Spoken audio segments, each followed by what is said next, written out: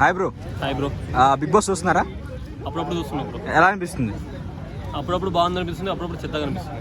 ఎవరి గేమ్ నచ్చింది మీకు బిగ్ బాస్లో? బిగ్ బాస్లో మనం విష్ణుప్రియ ఫ్యాన్ కాబట్టి విష్ణుప్రియ గేమే బాగుందని చెప్తాం. సోనియా వెళ్ళిపోయింది, ఎలా అనిపిస్తుంది?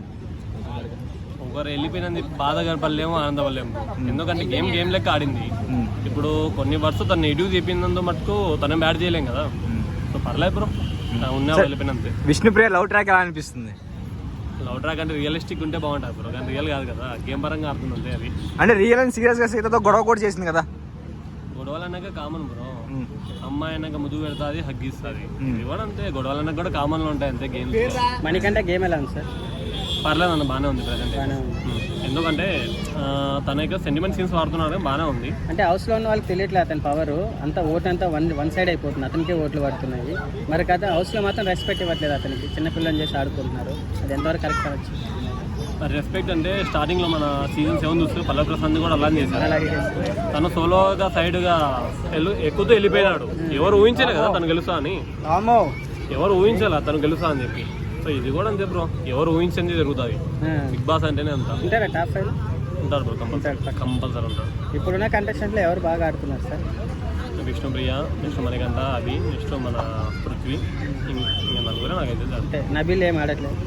నబీల్ ఈసారి తగ్గినాడు కదా. తగ్గాడా? ఉంటాడా నబీల్? టాప్ 5లో ఉంటాడు. కష్టమే బ్రో, కష్టమే. టాప్ 5 ఎవరు అనుకుంటున్నారు? నలుగురు అయితే వాళ్ళే. ఇక 50% ఎవడోసారి తర్వాత చూడాలి కదా. దాన్ని బట్టి రీఎంట్రీలు కూడా వస్తున్నారు కదా. రీఎంట్రీ అనేది అంటే దానిలో 2 ఉన్నాయి బ్రో. రీఎంట్రీ ఎవరిని ఇస్తున్నా అనే క్లారిటీ లేదు. పోనీ కొత్త యూట్యూబర్లని ఎవరిని ఇస్తున్నాడా అది తెలియదు.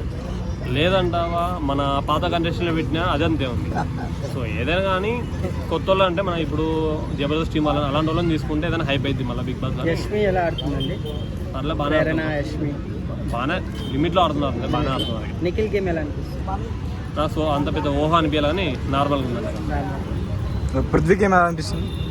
పృథ్వీ బాగానే ఆడుతున్నా ప్రజెంట్ అయితే, కానీ నెక్స్ట్ చెప్పడానికి లేదు. సో వైల్డ్ కార్డ్ ఎంట్రీ వస్తుందని చెప్పేసి మిడ్ వీక్లో అని చెప్పేసి ఒక బజ్ అయితే నడుస్తుంది కదా. సో మీరు ఎవరు వస్తే బాగుంది అనిపిస్తుంది మీకు? నాకైతే జబర్దస్త్లో మన సుధీర్ కానీ కొన్ని హైపర్ అలాంటి వాళ్ళు వస్తేనే బాగుంటుంది అనిపిస్తుంది. ఏదో సో కొంచెం ఇంట్రెస్ట్ వస్తుంది చూడాలని. అంత తిక్కోళ్ళని తీసుకొచ్చి గేమ్లో వదిలిపెడితే ఏముండదు. మిడ్ వీక్లో ఎలిమినేషన్ అవ్వాలనుకుంటే ఎవరిని ఎలిమినేట్ చేస్తారు మీరు? నాదో 2-3 ఎలిమినేషన్ అయితే వాళ్ళు తొందరగా వెళ్ళిపోతే కొత్తలో వైల్డ్ కార్డ్ కావాలని చూస్తున్నాం.